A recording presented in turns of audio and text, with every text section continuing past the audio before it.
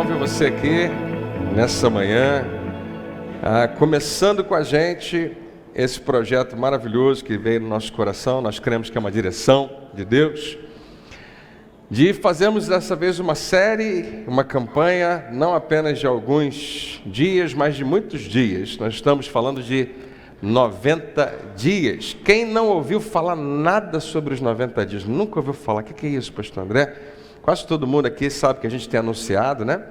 E ontem, no dia 1º de setembro, a gente começou aqui no nosso culto de primícias essa campanha que vai durar 90 dias, ou seja, os meses de setembro, outubro e novembro. A gente tem divulgado para você e vai praticamente, não é nada tão complexo, não é nada tão difícil de você entender. Nós vamos estar durante esse tempo, especialmente nos domingos, que são 13 semanas aí, falando sobre a vida de Jesus, falando sobre o ministério de Jesus. A gente está chamando uma jornada pela vida de Jesus. E nosso convite é que você embarque com a gente nessa jornada. Como a gente tem falado, eu estou super empolgado com essa série, muito mais pelo que vai acontecer durante a semana. No domingo vai ser muito bom, mas durante a semana você vai ter oportunidade de compartilhar bastante dessa palavra, se você desejar, num pequeno grupo. Eu não sei se você soube que nós criamos uma meta, né, um desejo de alcançar até o final desse ano 30 pequenos grupos. Você acha que a gente consegue? Amém? Deixa eu falar, a gente já conseguiu, já chegamos a 33 pequenos grupos. Uhul! A gente está muito feliz com isso. Eu acho que tem que dar um aplauso bem forte.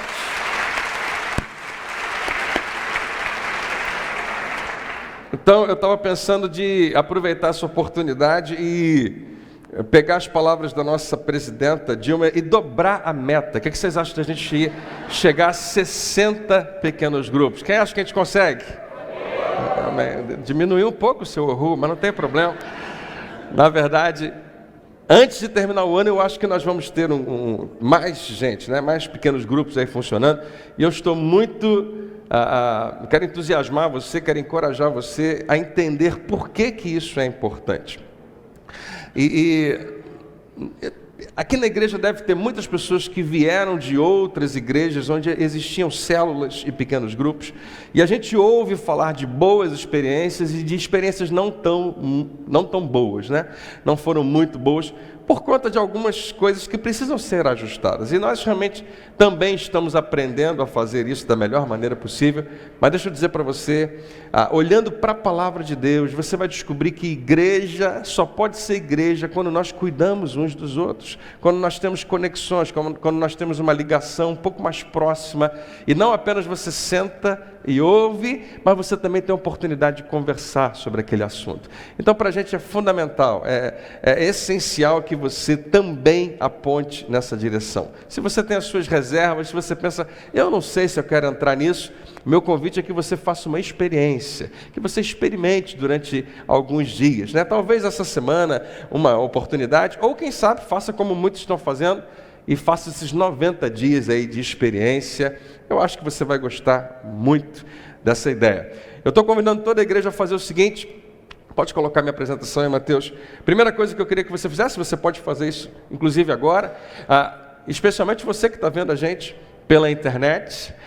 Nosso desejo é que você entre aí nessa nossa página, igrejadejacarepaguá.com/90 dias, e você vai ter aí, né, todas as informações que a gente quer que todo mundo saiba sobre esse projeto. Especialmente, tanto para você que está aqui, quanto para quem está na internet, você pode descobrir um pequeno grupo perto da sua casa, para você fazer uma visita, quem sabe, ainda essa semana.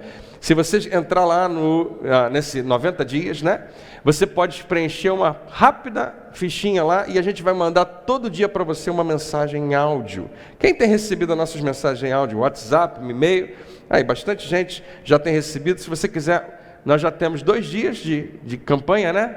Ontem e hoje.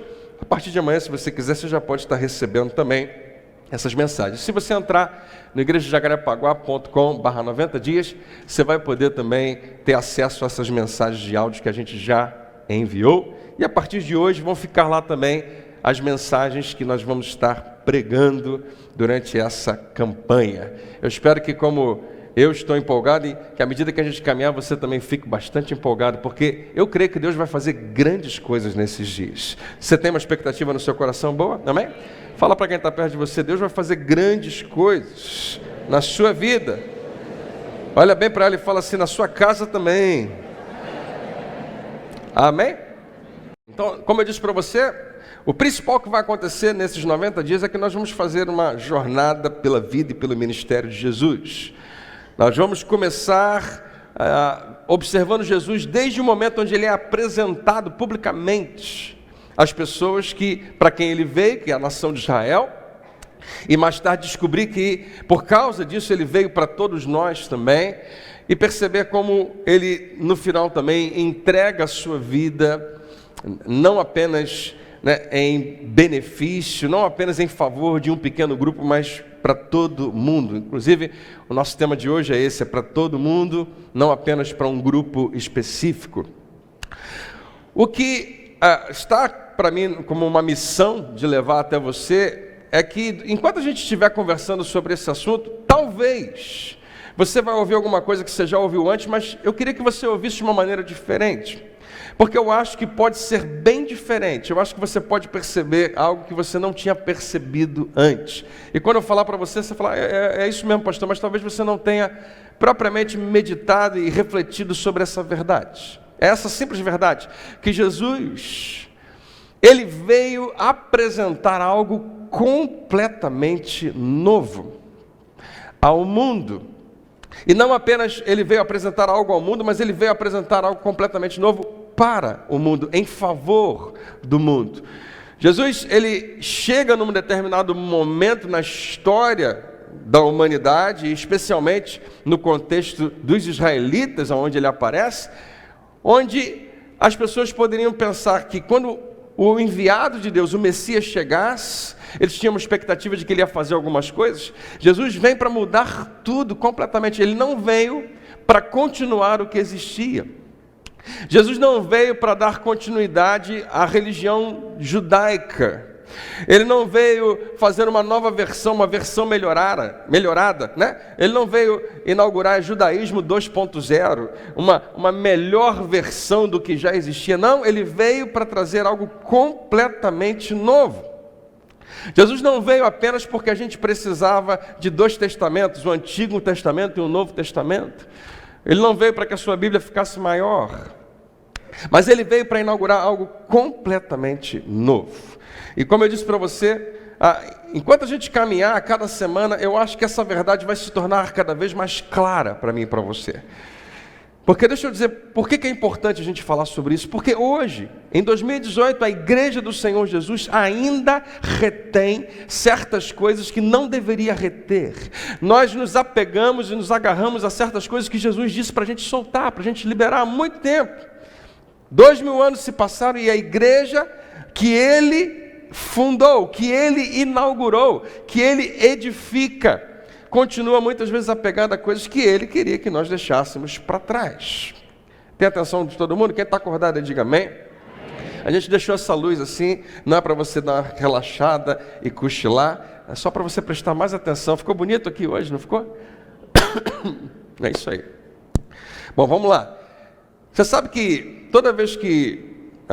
não sei se você já teve a oportunidade de ir a algum show, algum concerto de música bem legal. Quem já teve a oportunidade de assistir a algum cantor que você gosta muito, alguma cantora, uma banda? Não é pecado não, gente, pode levantar a mão. Não. Ele fala, não vou levantar minha mão, vão perguntar. Né? Semana passada eu estava lá, não há problema. Na maioria das vezes que você vai assistir uma grande banda que vai se apresentar, um grande cantor, uma grande cantora, sempre tem alguém que vem antes. E como é que é o nome daquele primeiro show? Um show de abertura, um show de abertura, que é uma outra banda menor, mas que ao mesmo tempo, né, tem a oportunidade ali de chamar atenção para o que vem depois, que é o mais importante. Você pode não acreditar, mas Jesus, que era, né, a grande estrela do que estaria acontecendo no cenário mundial daquele tempo, também teve alguém que veio antes dele para meio que aquecer, né, meio que chamar o pessoal para apontar naquela direção. E Jesus tem alguém que inclusive é da família dele, meio que um primo dele chamado João Batista. Eu e você conhecemos. Eu acho fantástico porque durante a minha vida inteira eu achei que João Batista era o nome dele, que João era o nome e Batista era o sobrenome. Porque Batista é um sobrenome hoje em dia, talvez aqui na igreja tenha alguém, né? Mas a expressão João Batista na Bíblia, ela não existe porque isso aí era um sobrenome, isso era uma função de João. Na verdade, ele recebeu isso como um apelido. Na Bíblia aparecem outros nomes assim, Simão o Curtidor, e outros nomes trazendo, alguns vão dizer o nome do pai, mas em geral, e você vai ver que João também é apresentado assim. Mas esse nome Batista, não é porque ele não era João presbiteriano, não é porque ele não era João pentecostal, né? É porque ele era João o batizador. E a razão por que ele leva esse nome é porque ele é a primeira pessoa na história que faz isso, que batiza outras pessoas. Não existia isso, ninguém compreendia propriamente esse ritual que João estava fazendo. Na verdade, se você quisesse ser batizado naquela época, João vem trazendo uma mensagem de batismo, mas as pessoas entendiam o batismo da seguinte maneira: se você não é judeu e você quer se tornar um judeu, você quer ingressar no judaísmo, na religião judaica, existia uma série de rituais pelas quais você tinha que passar, e um deles é que você precisava se purificar, mas você batizava a si mesmo, ninguém tocava em você, você mesmo se batizava. E agora João vem fazendo esse negócio doido, ele mesmo está batizando as pessoas. E o que ele está fazendo é prefigurando algo muito importante. Mas eu quero chamar a sua atenção para como ele é apresentado. E ele é apresentado em mais de um evangelho. Hoje eu vou passear com você em alguns dos evangelhos. E eu gosto muito de como Lucas o apresenta. E quando eu penso em Lucas, Lucas ele é uma pessoa que para os historiadores ele é fantástico, porque Lucas gosta de detalhes, diferente dos outros, de Mateus, Marcos e João, que são os outros relatos do Evangelho. Lucas ele se apega a alguns detalhes. E quando Lucas começa a escrever o Evangelho, ele fala o seguinte: olha, eu tive o cuidado de procurar, de entrevistar, e saber o que aconteceu nesse tempo, eu acho sensacional, né? No tempo dele, ele estava lá também, envolvido no que estava acontecendo, para fazer uma narrativa bem meticulosa, e ele fala a respeito disso. Olha como é que Lucas apresenta João, e é muito interessante. Ele fala assim: no 15º ano do reinado de Tibério César, que era o imperador romano que veio depois de César Augusto, grande dos grandes imperadores, quando Pôncio Pilatos era governador da Judéia, governador de uma região bem grande, né? Herodes, tetrarca da Galileia, esse nome é importante, aí você já ouvimos falar. Tetrarca significava que ele tomava conta de uma das 4 partes dessa região, e ele era o responsável, ele era uma espécie de rei daquele lugar. E seu irmão Filipe, tetrarca da Itureia e Traconites, ele tomava conta de 2 áreas, e Lisânias, tetrarca de Abilene. Anás e Caifás exerciam o sumo sacerdote. Quando você lê isso, normalmente você passa assim rápido, né? Ok, vamos para a parte boa, né? Um monte de nome aqui. Mas, queridos, a gente não faz ideia de como isso é sensacional. O que Lucas está escrevendo aqui é o seguinte: ele está chamando todo mundo que é cético, todo mundo que é estudioso demais, todo mundo que tem dificuldade de acreditar. Ele fala assim: eu quero que vocês pesquisem e percebam os fatos que eu estou colocando. Vão lá verificar de como o que eu estou falando é acurado, como isso é certo. E isso é o sonho dos historiadores, porque ele explica com muito cuidado. Ele começa no nível macro, quem era o grande imperador do mundo, que é o mundo conhecido naquela época, era o Império Romano. E ele vai lá, era esse cara aqui, todo mundo já identificava o templo. Quem era agora, né, o governador daquela região, quem era, é como se hoje a gente fosse escrever alguma coisa, hoje é mais fácil do que nunca, né, com a informação como está, mas a gente fala assim: olha, o presidente era fulano de tal, o prefeito era o ciclano de tal, o governador era o outro, e o papa que era daquela época, e todo mundo sabe, a gente está falando de 2018, então, exatamente isso, ele está dizendo, esse tempo, mesmo quem nem acreditava em Jesus, mesmo os historiadores que têm dificuldade de aceitar a Bíblia, sabem que isso é precioso demais. Ele está dizendo, isso realmente aconteceu. Não há muito tempo atrás, numa galáxia distante, né? Não era uma vez. Eu vou contar uma história para você, não precisa ser verdade, o importante é o conteúdo da história. Não, isso realmente aconteceu. E ele continua, foi nesse ano que veio a palavra do Senhor a João. Então você vê que ele vai narrando todo o contexto de onde está acontecendo e de repente Deus entra nessa história. E a palavra do Senhor veio a um homem chamado João, filho de Zacarias, no deserto.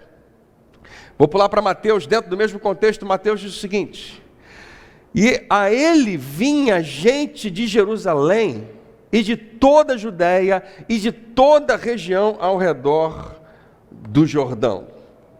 Quando eu assisto algum filme que fala sobre Jesus e esse momento que João Batista está pregando, eles não conseguem nunca retratar isso muito bem. Você já deve ter visto algum filme onde João, que é um cara normalmente estranho, né? Um cara meio selvagem, cabelo desgrenhado, assim, olho de maluco. Você já deve ter visto João, né? Ele está batizando, aí você tem umas 5 ou 6 pessoas assim do lado do rio, mais ninguém. Não era um grupinho, não eram poucas pessoas. Era muita gente, talvez milhares e milhares de pessoas, quando você vê isso, toda a região, né, de Jerusalém. Se alguém quisesse ir de Jerusalém até onde João estava, não era uma viagem simples, não era uma viagem rápida. Você vai sair de Jerusalém para ir até a região que ele está, ali próximo a Betânia. A gente está falando o seguinte, naquela época, você tinha que acordar bem cedo, antes do sol se aparecer lá, antes de amanhecer, e viajar e chegar aonde ele estava no final do dia. O sol já estava se pondo, para arrumar um lugar para dormir e torcer para no dia seguinte encontrar João. Não era simples. Hoje, se você for lá, você vai ver, claro, existem algumas estradas que facilitam isso, mas naquela época era uma longa jornada. A gente está falando de toda a Judéia, que é uma região grande. Gente vindo de tudo quanto é lugar para se encontrar com João. E ao redor do Jordão, aí sim, mais perto de onde ele estava. Milhares e milhares de pessoas. O que isso significa? Isso significa um problemão para as autoridades. Quando se levantava qualquer pessoa que atraía uma multidão, os religiosos, os judeus e os romanos já ficavam, né, de antena ligada, tem alguma coisa acontecendo, e a gente já viu isso antes, porque de tempos em tempos aparecia alguém dizendo, eu sou o Messias, eu sou aquele que Deus chamou. E até hoje tem gente, né, que ainda de vez em quando a gente vê assim, que aparece com esse pensamento. Muitas vezes a gente percebe que tem um desequilíbrio ali, mas dizendo, né, Deus me enviou, Deus fez isso. E não necessariamente é isso. Naquela época acontecia a mesma coisa, aparecia alguém dizendo que era enviado por Deus, e começava a juntar gente, as pessoas vinham. E aí frequentemente Roma precisava intervir. Na verdade, os judeus primeiro, né, precisavam, mas se eles não conseguissem, Roma vinha. Olha só, você tem que controlar esse pessoal. Se vocês não controlarem esses malucos aí que aparecem, a gente vai controlar, e vocês não vão gostar do jeito que a gente vai fazer isso, porque eles vinham, né, com muita força. Então isso se torna uma questão, um problema. Nos últimos anos, no governo de Herodes e dos seus filhos, a coisa tem ficado bem calma, mas agora aparece esse cara, João, e já as autoridades judaicas pensam, é mais um que apareceu. Com certeza ele acredita que ele é o Messias. Mas a pior parte vem depois. A Bíblia diz que esse pessoal todo vinha até João e fazia algo muito estranho. Eles vinham confessando os seus pecados. Para eles, isso tudo era muito novo. Existia uma maneira muito específica e bem complexa para você fazer confissão de pecados naquele tempo. Tinha uma data específica, um momento específico e um lugar específico. Você não faz confissão de pecados onde você quer. Você tem que ir até o templo, você tem que subir até lá em cima. Você tem que procurar a pessoa certa, você tem que procurar alguém de autoridade para fazer confissão de pecados e sacrifício para os seus pecados. Não é tão simples assim, procura alguém e confessa. Mas João estava permitindo que as pessoas viessem até ele para confessar os seus pecados. E quem é esse maluco? Quem é esse cara que apareceu, que está chamando a atenção de todo mundo? Pior do que confessar os pecados é o que estava dando aquele apelido a João. Ele era conhecido como João, o batizador, porque aqueles que vinham confessar os seus pecados eram batizados por ele no Rio Jordão, como uma confirmação daquela purificação que está acontecendo pela confissão dos pecados. Isso também é novo, inédito, nunca ninguém tinha visto isso. Se você quiser ser batizado, você tem que ir também procurar as autoridades do templo. Você tem que procurar as pessoas que tomam conta da religião judaica. E mais, judeu não precisa se batizar, já é judeu. Só se você não for judeu que você deve ser batizado. Você está se tornando o que a Bíblia chama de um prosélito, alguém que se converteu ao judaísmo. Então nada disso fazia sentido. Essa narrativa de Mateus, veja como João, esse não é o João Batista, é o João apóstolo de Jesus, ele descreve, ele fala o seguinte: surgiu um homem enviado por Deus chamado João, e ele veio como testemunha para testificar acerca da luz. É interessante porque a maneira como João, que era discípulo de Jesus, que andou com Jesus, e quando ele escreve isso, ele escreve lá na frente, muitos anos depois, ele enxergava Jesus dessa maneira, ele era a luz, era contida num corpo, mas ele era a luz. E ele fala que João aparece no cenário com uma missão muito importante de testificar. E essas expressões, elas aparecem meio que, significa a mesma coisa, né? Testemunhar ou testificar. Alguém que vem para dizer: é isso mesmo, confirma e dá crédito àquilo, acerca da luz, a fim de que por meio dele, todos os homens, o que vem no final? Crescem. E ele continua, perdão, eu acabei pulando um versículo, que é o versículo 15, diz assim: João dá testemunho dele, e ele exclama: este é aquele de quem eu falei. É isso mesmo. Este é aquele de quem eu falei, que vem depois de mim, mas é superior a mim, porque já existia antes de mim. Aí que a pessoa embola tudo a cabeça, né? Peraí, João, ele veio antes ou depois? Não, ele está vindo depois, mas ele já existia antes. Ele já existe desde a fundação do mundo. Ele é a maior autoridade que já existiu. E João coloca Jesus nessa posição mais alta. E esse versículo 17, ele prefigura o conflito que a gente vai estudar nas próximas semanas, que Jesus o tempo todo ia ter com os líderes do templo, com a liderança religiosa daquele templo. Se você está se perguntando qual é a grande razão da gente estar estudando isso durante esses próximos dias, é porque nós acreditamos que nós ainda estamos agarrados a muita religião e Deus não nos chamou para isso. Se houver qualquer pedaço da gente que permita legalismo na nossa vida, Deus quer nos libertar, Ele quer que você tenha uma vida livre com Ele. Alguém diz amém? É interessante porque antes de começar o culto, como eu te falei, a Rafa e eu, a gente estava conversando um pouco sobre isso, sobre a ceia, e quando eu paro para tentar entender e compreender como que a Bíblia trata a ceia, como a igreja trata a ceia, como a igreja tratava a ceia, como trata hoje, existe tanta confusão, existem tantas pessoas que pensam tanta coisa distorcida a respeito da ceia, que deveria ser tão simples, né? Eu não quero que você se sinta mal com o que eu vou falar agora, mas é uma pena que haja pessoas que acreditam que só deve vir ao culto no dia da ceia, porque tem aquele ali é o culto, aquilo ali é um momento talvez, e eu não sei nem identificar porquê, mas talvez seja um momento de reaproximação de Deus. E agora a gente vive o próximo mês de qualquer maneira, no próximo primeiro domingo do mês a gente retorna e reconcilia outra vez. Eu não sei como que isso funciona, mas há pessoas que realmente acreditam que é assim. Isso é tradição, é manutenção apenas de uma religião. Como a vida de Deus em nós é maior do que tudo isso. Como Ele quer nos libertar de pensamentos que nos tornam tão pequenos, porque Ele tem algo muito grande reservado para você. Não deixe que a ceia seja simplesmente uma tradição. É um momento de vida, é um momento de memória, é um momento onde Jesus está sendo glorificado na sua morte e na sua ressurreição, na nossa vida. Quem diz amém? Amém. E agora você vai ver, lá muitos anos atrás, 2000 anos atrás, antes de Jesus aparecer no cenário, João que está escrevendo, ele está falando, é isso aqui que vai acontecer. A lei foi dada por intermédio de Moisés. Moisés é a figura de maior autoridade dos judeus. Tudo para eles é a lei, tudo para eles é Moisés, tudo para eles é o templo, tudo para eles é o que foi estabelecido como religião. A questão política, a questão econômica, a questão social, toda está amarrada nisso. Como que eles enxergam religião? Como que eles enxergam a minha vida diante de Deus? E ele fala, João começa a falar em poucas linhas. A lei foi dada por intermédio de Moisés. A lei era tudo. O templo, a lei ficava na arca, que ficava no Santo dos Santos, ficava no templo, ficava num lugar muito especial. E eles protegiam aquilo de todo jeito. João vai começar a falar de um contraste. E mencionar que diferença absurda Jesus fez quando entrou no cenário. E ele começa dizendo isso, a lei veio por intermédio de Moisés.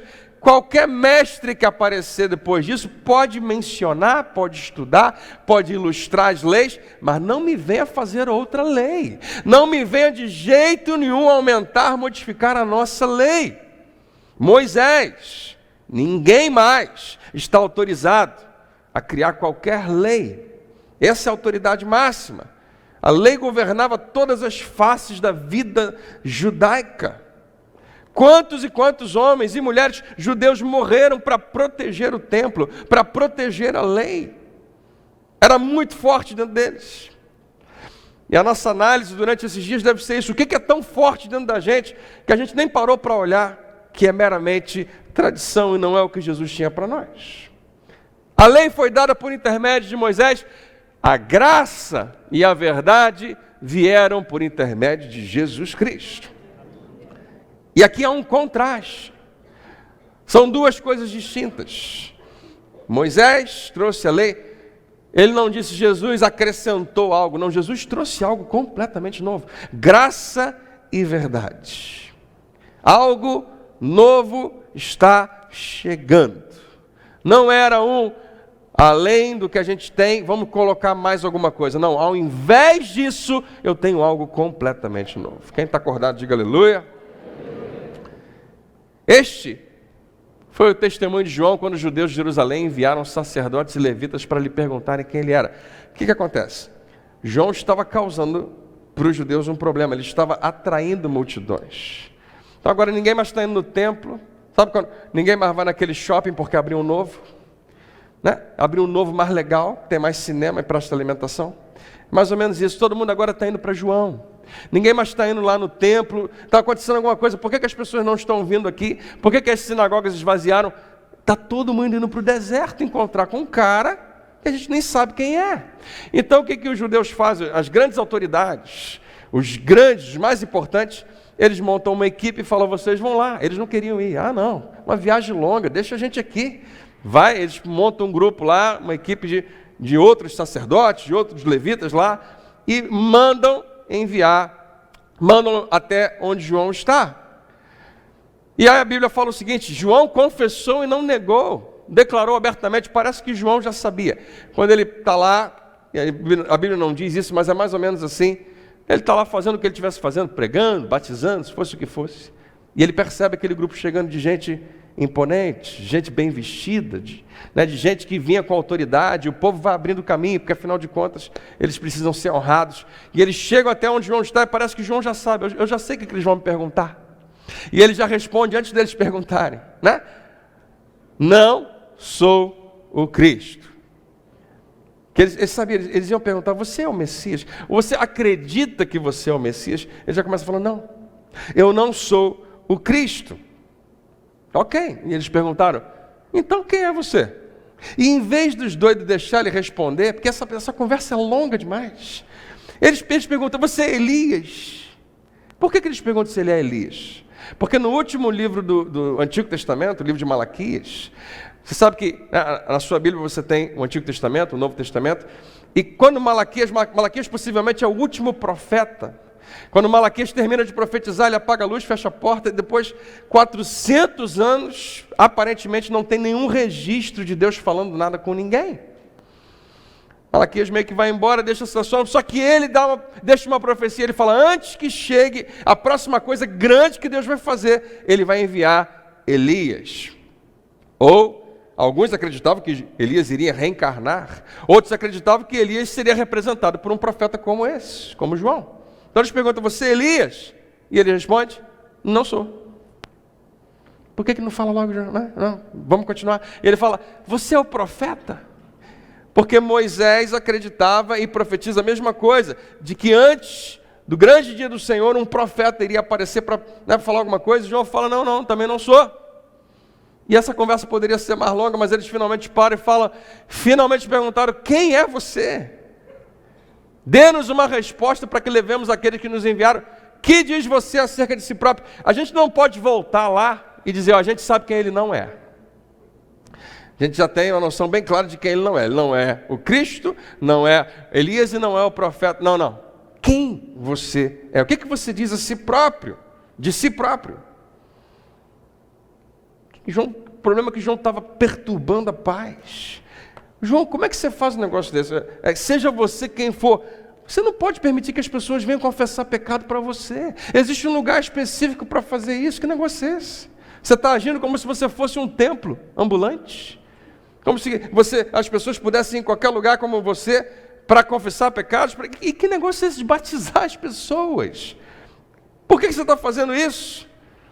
Para eles aquilo tudo é muito novo. E João responde com as palavras do profeta Isaías, eu sou a voz, isso está escrito em Isaías 40, eu sou a voz do que clama no deserto, eu não sou o cara, eu sou apenas uma voz, eu sou apenas uma voz que aponta numa direção, que foi profetizado, façam um caminho reto para o Senhor. Eu sou apenas alguém que está proclamando antes de acontecer, preparem-se, porque algo novo está chegando.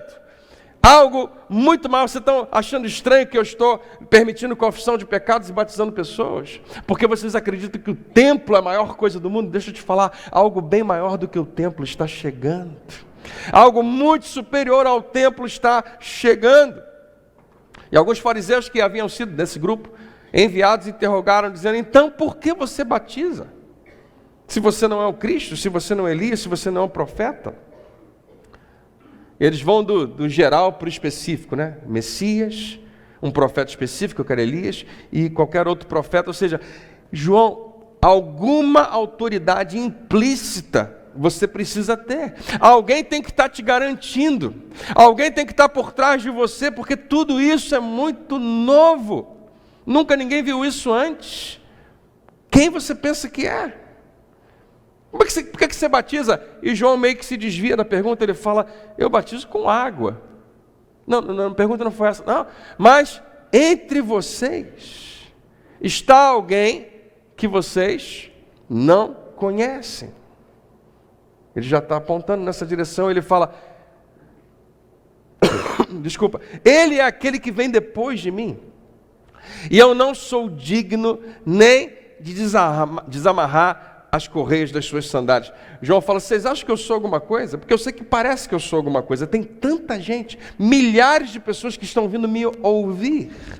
Tem um monte de gente que está vindo para confessar pecado e ser batizado aqui. Eu sei que vocês estão preocupados, mas vocês não viram nada. Vocês acham que isso aqui é grande coisa? Quem está vindo depois de mim é tão grande que eu não sou digno de fazer a função do pior servo, de desamarrar a sandália para lavar os pés. Nem isso eu tenho a posição para fazer, de tão grande, de tão perfeito, de tão maravilhoso que ele é. João fala tudo isso, aqueles homens conhecem essas palavras que ele está dizendo, que estavam lá em Isaías e outras de Malaquias, mas eles não têm a resposta. Vamos voltar então. E eles chegam de volta de onde foram enviados e falam exatamente aquilo. A gente sabe quem ele não é, mas ele citou algumas escrituras que a gente crê, mas não necessariamente a gente tem nenhuma resposta. E aqueles judeus de alto posto falam, eles devem ter feito algo mais ou menos assim, né? Quando a gente se irrita, vamos ter que ir lá. Não queria ir, mas vamos ter que ir. Que foi uma péssima ideia, diga-se de passagem, não era uma boa decisão. Esses homens, então, fazem o que eles sempre faziam quando eles viajavam para algum lugar, era uma caravana, eram muitas tendas, eram muitas carruagens, eram muitos cavalos, era muita comida, era muita pompa. Eles eram as maiores celebridades do povo judeu. O sumo sacerdote, os sacerdotes que operavam, era a classe clérica mais alta que existia. Eles se arrumavam muito bem, cheiravam muito bem. Ninguém cheirava bem naquela época, mas eles eram cheirosos. né? Onde quer que ele chegasse, o pessoal ficava impressionado. Sabe celebridade que você vê na rua e fala, e se aponta, chama o seu filho, aquilo lá é fulano de tal, né? A gente vê ele na televisão, a gente vê ele lá, era mais ou menos assim. Mas não apenas eles eram celebridades, eles eram reconhecidos pelos judeus como as melhores pessoas que existiam. A função deles era serem bons. O que você faz na vida? Eu sou bom. Eu faço tudo que eu sou tão bom, eu faço tudo tão certo, que se Deus quiser fazer alguma coisa, Ele vai falar comigo. Que se Deus quiser fazer alguma coisa no mundo, eu vou ficar sabendo. Eu estudo para reconhecer o que Deus vai fazer.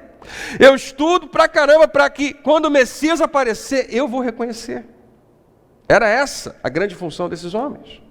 Todos os fariseus de alto posto, chefes da sinagoga de alto posto, sumos sacerdotes. E lá vem eles, até onde João está, com toda aquela pompa, com toda aquela beleza. Chega, João está daquele jeito, parece que não toma banho há um mês, né? Está lá, na sua simplicidade, e eles chegam até ele, e a recepção não podia ser melhor. Quando eles começam a chegar, ainda numa distância que não dava nem para conversar baixinho, acontece o seguinte: quando viu que muitos fariseus e saduceus vinham para onde ele estava batizando, João diz em alta voz, para todo mundo ouvir: raça de víboras. Uma expressão que eu não uso muito. Raça de víboras. O que está implícito aí, não sei qual seria a melhor tradução para mim e para você, mas tem a ver com engano, tem a ver com corrupção, tem a ver com roubo. Raça de víboras. João não mede as palavras para falar do que ele e Jesus mais tarde vai perfeitamente corroborar de o que estava acontecendo com a religião e com o templo naquele tempo. De alto a baixo, em todos os níveis, o templo estava corrompido. Completamente. Muito dinheiro debaixo dos panos. Muitas ideias que foram sendo aos poucos ajustadas para poder valorizar e favorecer um pequeno grupo. Mas sem amor, sem nenhuma compaixão, nem pelo pobre, nem pelas pessoas, ninguém. Tinha se tornado isso a religião naquele tempo. Hoje em dia a gente também vê muito reflexo disso. Raça de víboras. Olha como é que ele fala. Quem deu a vocês a ideia de fugir da ira que se aproxima? João faz algo que eu acho, eu não sei, parece que ele está sendo um pouco irônico, mas ele trata eles como se eles tivessem vindo se batizar também. Até parece que eles iam. Mas estava todo mundo vindo se batizar, eles vêm e João fala: quem é, né, que induziu vocês? Né? Quem foi que deu a vocês a ideia de fugir da ira que se aproxima? Deixa eu falar para vocês, religiosos, judeus, grandes autoridades. João não tinha medo de falar: está chegando o dia de tudo isso mudar. O tempo dessa religião sem compaixão, o tempo dessa religião onde você faz o que você quer, não importando, onde você valoriza muito mais a sua liturgia do que as pessoas. Jesus, ele denuncia tudo isso. Ele fala, Jesus não falava uma coisa boa a respeito dos religiosos daquele tempo, não tinha nada de bom para falar deles. Jesus sabia que tinha sido completamente corrompido. Jesus denuncia o seguinte, que os fariseus, eles acreditavam na lei de Deus que dizia que você deve honrar o seu pai e a sua mãe, honrar financeiramente, abençoá-los quando eles tiverem idade e não podem mais trabalhar. Mas os fariseus diziam: sinto muito, papai e mamãe, mas eu peguei todo o dinheiro que era para dar para vocês e dei para Deus. Eu vou viver desse dinheiro, mas é uma pena, é de Deus, não posso fazer nada. Estavam completamente escurecidos na sua mente. E tudo isso começa a ser colocado. João fala: não vai ficar mais por baixo dos panos, tudo isso vai aparecer. E ele termina dizendo: deem fruto que mostre arrependimento. Não adianta você ir fazer uma oração secreta lá, para que você e Deus fiquem tudo bem, fica tudo mal. Não, vai lá e mostra que o arrependimento genuíno aconteceu. Quando João fala isso, eu acho que o silêncio, todo mundo: que doideira é essa? que ele está falando? Esses caras, eles não precisam se arrepender. Eles são os caras mais certos que existem. Eles não fazem nada de errado. Eles são os detentores da lei. Eles sabem direitinho o que tem e o que não tem que fazer. E agora João está expondo eles. Está falando que eles estão todos errados e precisam se arrepender. João está anunciando o dia dessa religião velada de vocês, o dia, né, de transformar os dogmas, as doutrinas de vocês em favor de vocês e contra as pessoas, estão chegando ao fim. Raça de víbora, e manda lá na lata deles. Foi uma conversa bem rápida. Eles deram meia volta e foram embora com todas as suas carruagens, toda a sua comida, voltaram. E aí, o que acontece? Depois que eles vão embora, a Bíblia fala, tudo isso aconteceu em Betânia. Veja os detalhes. Do outro lado do Jordão, onde João estava batizando. No dia seguinte, João viu Jesus, sem nenhuma carruagem, sem nenhum grupo junto, né, sem nenhum assessor, sem nenhum guarda-costas, sem muita pompa, sem aquelas comidas todas, sem um monte de presente para dar. Viu Jesus aproximando-se e disse, e se você acompanhar a gente durante essa semana nas mensagens de áudio, é só disso que eu estou falando, porque essa frase é uma das mais importantes que eu e você vamos ouvir. E João fala para um povo que, ao mesmo tempo que entendia o que ele estava falando, não entendia a profundidade do que ele estava falando. E João começa dizendo só isso aqui. Vejam.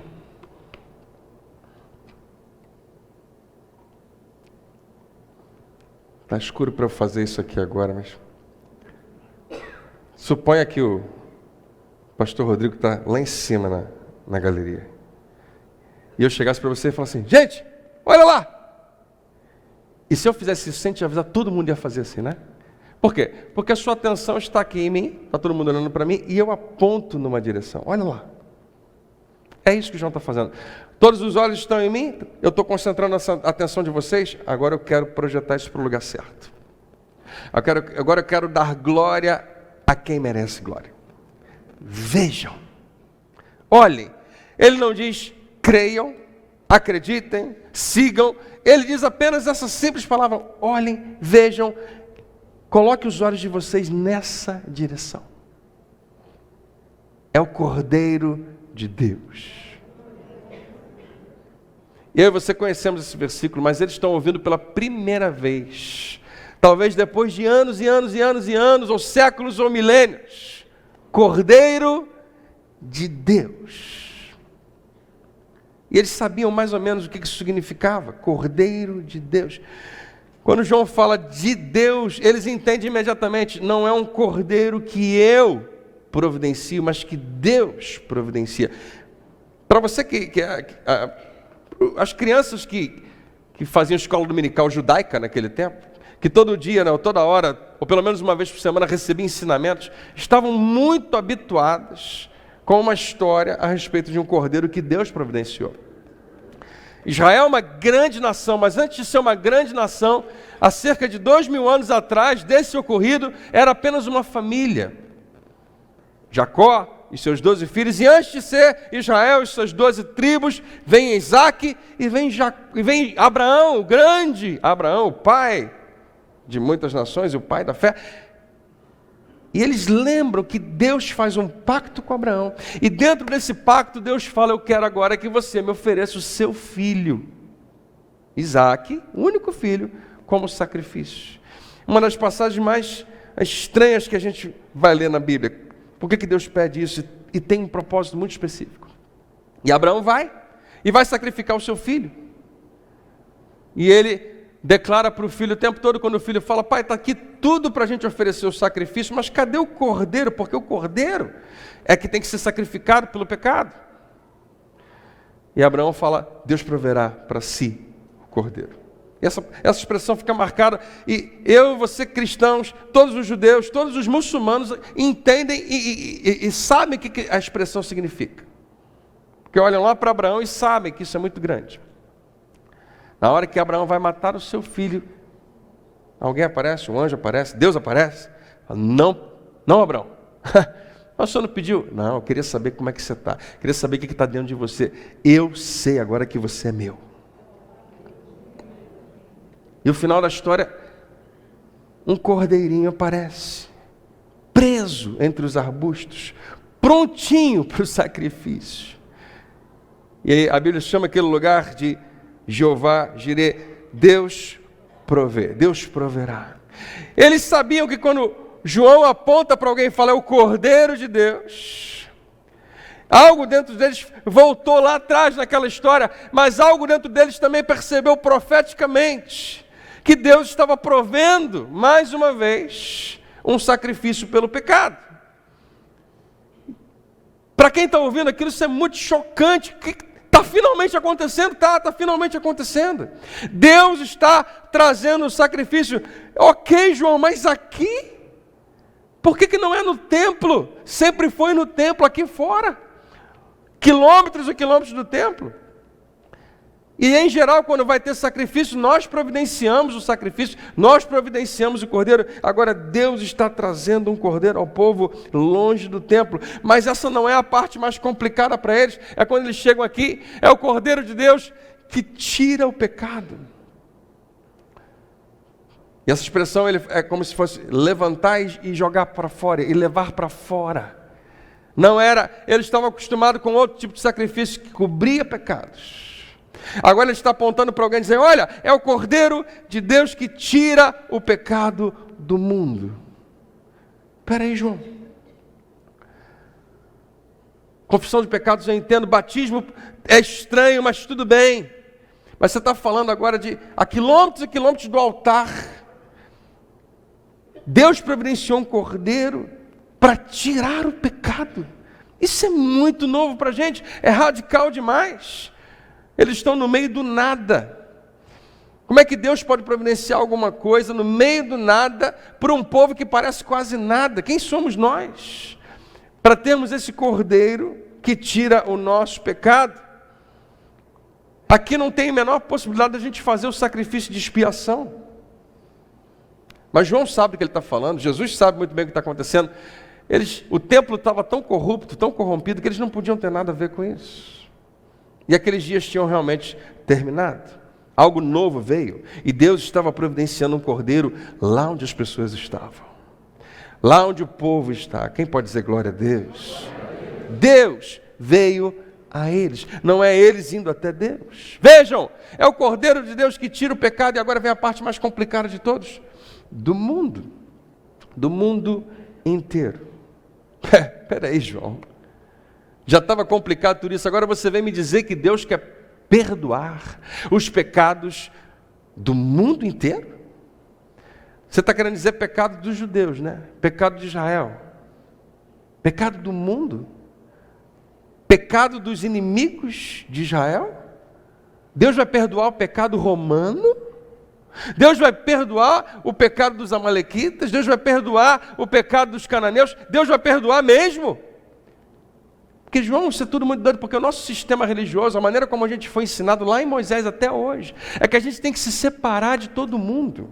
Nós não comemos a comida deles, nós não vestimos as roupas deles, nossos filhos não se casam com as filhas deles, os filhos deles a gente não deixa casar com as nossas filhas, nós não entramos na casa deles por nada, e eles não são bem-vindos na nossa casa também. No templo tem um espaço pequenininho, onde eles podem entrar.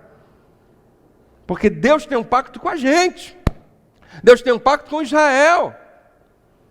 E a história desse povo é marcada por luta contra todo tipo de povos. Quando algum povo estava dominando Israel, eles entendiam que era justiça divina, que eles estavam debaixo de um juízo de Deus. E agora, João, você quer que a gente acredite que Deus está invertendo completamente as coisas para fazer algo não contra o mundo, mas a favor do mundo? Isso é muito novo. E é Deus que está fazendo tudo isso, é Deus que está fazendo o trabalho pesado, é Ele que está providenciando o cordeiro, é Ele que vai fazer o sacrifício, é muito para a gente digerir. Sabe o que acontece, queridos? Israel não conseguia compreender, porque qualquer transição é muito complicada. Mas até hoje a igreja não tem essa compreensão clara. E o que eu vou falar agora para você, para alguns pode soar muito simples, para outros um pouco mais complexo, mas eu queria que você observasse. O que eles precisavam ter observado é que Jesus era uma ponte entre a antiga e a nova aliança. Jesus era uma ponte entre dois sistemas de valores completamente distintos um do outro. Jesus era uma ponte entre dois conjuntos de leis, de um tipo e agora de outro tipo. Ele era uma ponte entre duas maneiras completamente diferentes de enxergar o mundo. Nascido sob uma aliança para apresentar outra aliança. Jesus não veio para dar continuidade ao que Israel acreditava que era um pacto que Deus tinha com uma nação. Não, Jesus vem para dizer, não, agora o pacto com Deus não é com uma nação, mas é com todas as nações. Inclusive com o Brasil. E aí você sabemos. Transição pode ser algo extremamente estressante. Mudar uma cultura é muito difícil e demora.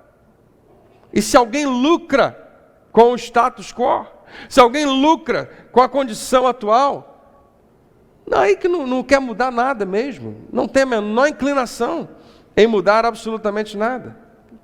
E Jesus denuncia um sistema no templo religioso que era rico, poderoso, não tem problema até aí, mas extremamente corrupto. Jesus não tinha nada de bom para falar sobre o templo, nada. Interessante isso. E é mais tarde que o sistema templário, o sistema religioso judaico, junto com os reinos desse mundo, com Roma, vão se juntar, mesmo não tendo nada a ver um com o outro, vão se juntar para crucificar Jesus. O que estava acontecendo é que João estava anunciando, quando ele aponta para Jesus, é que um tempo estava terminando, um fim estava chegando, mas na verdade era começo de algo completamente novo. Eu quero terminar dizendo isso para você. Jesus veio para estabelecer 3 coisas completamente novas. Primeiro, como eu disse para você, uma nova aliança. Um novo pacto entre Deus e a raça humana. Entre eu e você e Ele. Não uma segunda versão do primeiro, mas um substituto do antigo. Jesus veio para substituir um sistema de valores. Isso, eu queria que você prestasse atenção. Ele veio para substituir um sistema de valores e um sistema de ensino. De tudo que tem na sua Bíblia, de Êxodo a Malaquias, tudo aquilo seria substituído por algo completamente novo.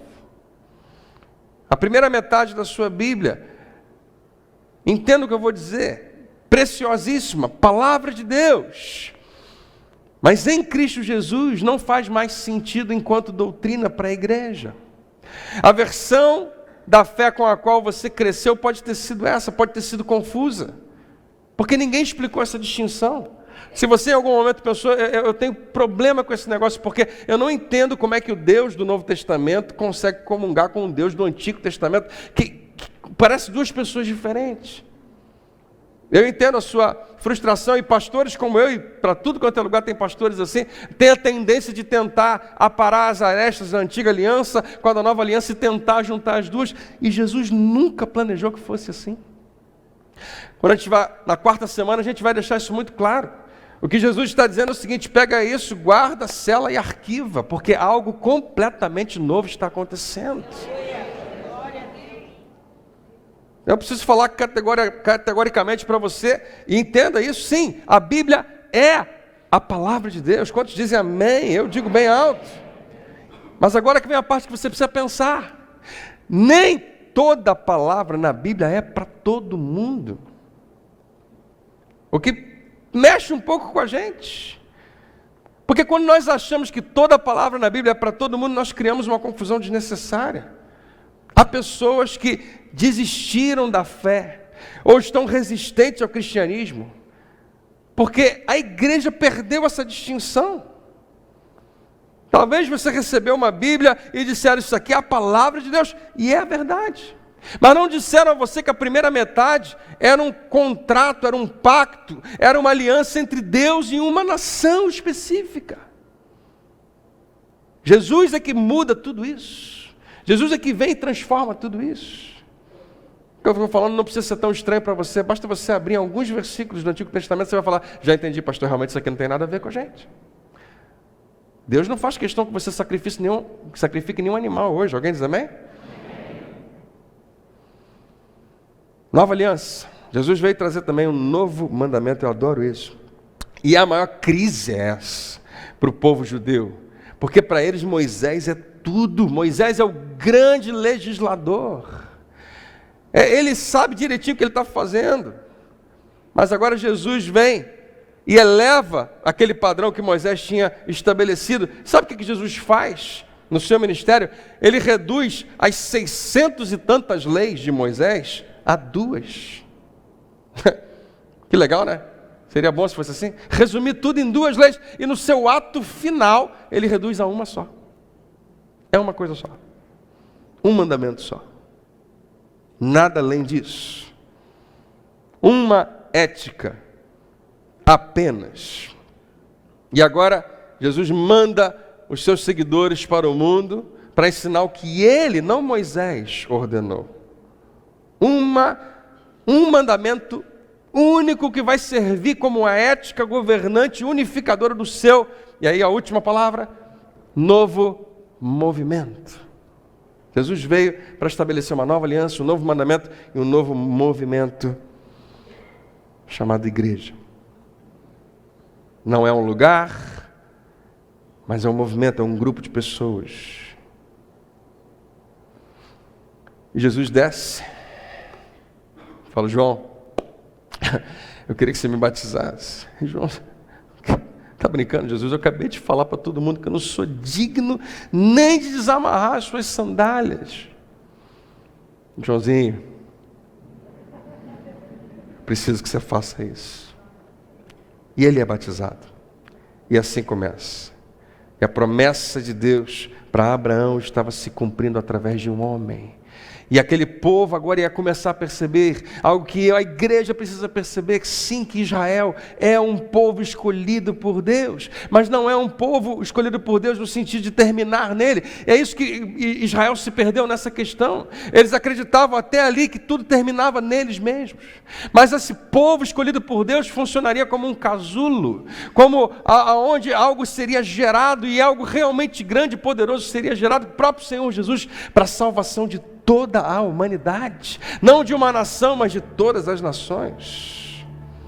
E ali está Jesus, e a promessa de Deus se cumprindo, através de um homem, que veio como um cordeiro, para tirar o meu pecado, o seu pecado, e o pecado de todo mundo. Mas antes disso acontecer, ele ainda iria pregar alguns sermões, iria contar algumas histórias, iria derrubar algumas mesas, curar algumas doenças, alimentar multidões, para que todos eles soubessem e para que nós saibamos com toda certeza que Deus estava começando algo completamente novo. Para mim, para você e para todo mundo. Você recebe essa palavra? Vamos orar? Vamos ficar de pé.